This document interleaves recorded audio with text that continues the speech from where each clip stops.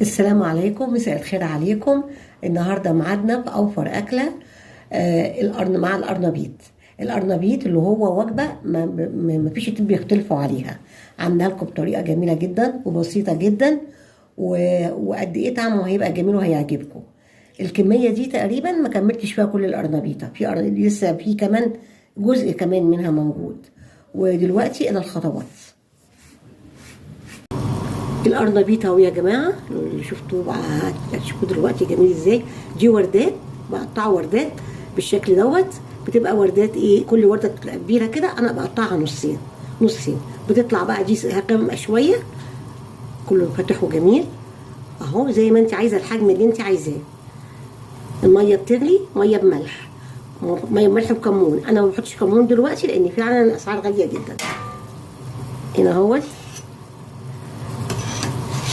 الميه وملح، حطيت الملح، عمري ما فشلتها وبس. وبسقط القرنبيط لقد ايه بقى؟ 7 دقايق اهو يا جماعه. بسم الله الرحمن الرحيم. 7 دقايق بالظبط. واحط القرنبيط كله اهوت. بعد 7 دقايق هوريه لكم يبقى عامل ازاي. بسم الله يا جماعه، بعد 7 دقايق جيت لقيته لسه ناقص شويه، زودت 3 دقايق كمان، يبقى هو كده خد معايا 10 دقايق. هنشيله على طول من ميه السلق، وطبعا هسيبه يبرد، وهعمل الخلطه بوريها لكم بعملها طبعا ازاي تفاصيلها، وهسويه قدامكم. بسم الله الرحمن الرحيم. انا كده هطلع كل الكميه ان شاء الله. بعد ايه، خدت معايا 10 دقايق. ساعات ممكن يكون 7 بتكفي، بس 7 المره دي جيت بصيت عليه لقيته لسه محتاج تاني. انا كده هنشيله يا جماعه ان شاء الله من الميه كلها، وهتركه يبرد، وهعمل الخلطه في الخطوه اللي جايه ان شاء الله. دلوقتي هنعمل الخلطة أو الربة اللي بنحط فيها القرنبيط، وأنا بعملها يا جماعة في الخلاط.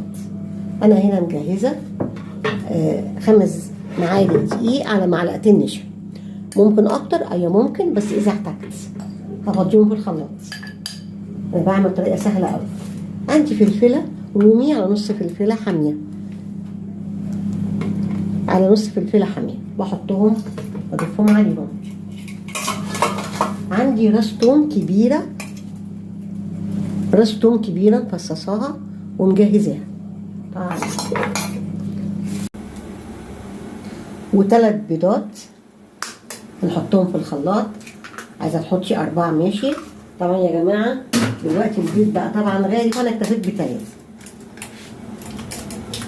وبحب أقول لكم دايما على الأسعار الحاجة، يعني أحاول أعمل لكم كده اهوت ليها إيه ترتيبة كده، عشان نبقى اوفر اكله. نحاول دايما نعمل ايه، اقل الاسعار. انا هنا حطيت البيض، احط بقى ايه التوابل بتاعتي اللي موجود عندك حطيه، ما فيهاش ازمه.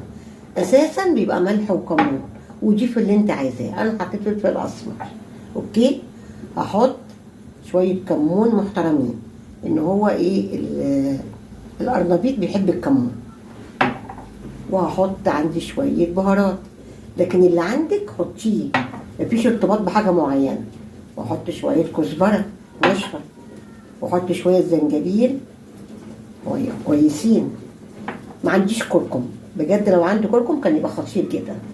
انا كده دي كل المكونات. اضيف عليها بقى كوبايه ميه، بسم الله الرحمن الرحيم، واضرب ده كله في الخلاط، وهشوف قوامه ايه. اهو يا جماعه القوام، ولا هو خفيف ولا هو تقيل اهو، ده القوام.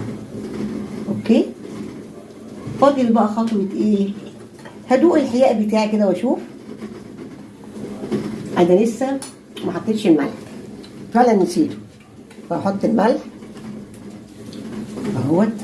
انا كنت نسيته، انا بحط التوابل نسيت احطه. وهقلب، اكمل بقيه خلاطي.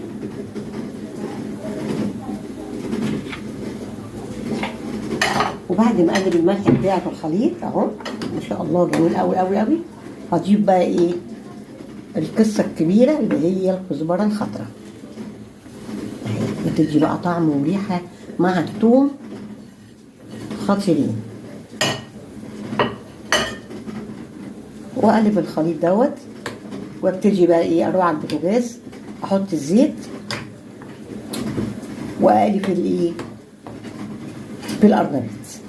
يبقى ده شكل الخليط يا جماعه اهوت، رائع رائع رائع اهو، جميل جدا.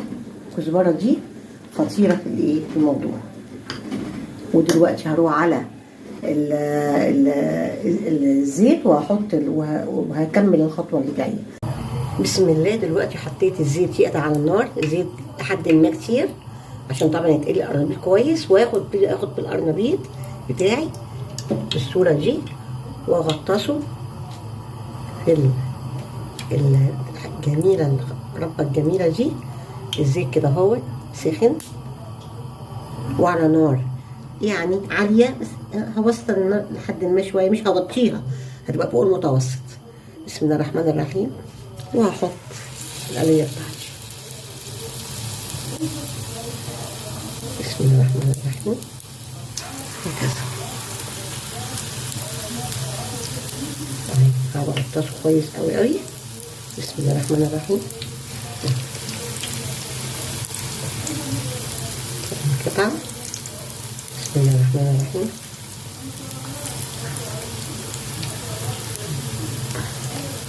يا جماعة اهي، وبنتظر بقى ما بقلبش غير لما بتتشمع من تحت، والنار تعتبر كأنها عالية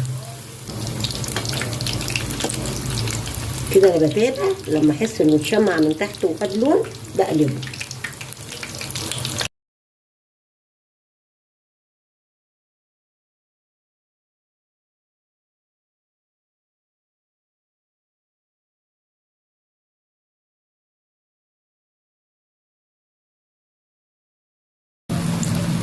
اقلب تاني اشوف كده. بسم الله. انا بقى بطلع بطبيعتي، ممكن تطلعي على بقدونس اوكي، انا بطلع على عيش بيمتص الزيت الزياده، وفي نفس الوقت بيتاكل العيش لو ما عنديش بقدونس. انا دلوقتي ما كانش عندي بقدونس، هطلع على رغيفين عيش. ابتدي اطلع اول قطعه. بسم الله الرحمن الرحيم. اصفي كده مع الشوكه اهي. بسم الله. كده شويه، دي هجيب على الوش التاني شويه، ودي كمان محتاجين اهو، دول هسيبهم كمان دقيقه على الوش اللي من تحت دوت، هياخدوا لون وهطلع. هدي النار شويه بقى عشان انا بطلع. يا جماعه اول قطعه انا عاملاها قطع كبيره، انما انت ممكن تصغري عن كده. هطلع بقى يا جماعه الباقي اهو ان شاء الله. هدي الزيت كويس.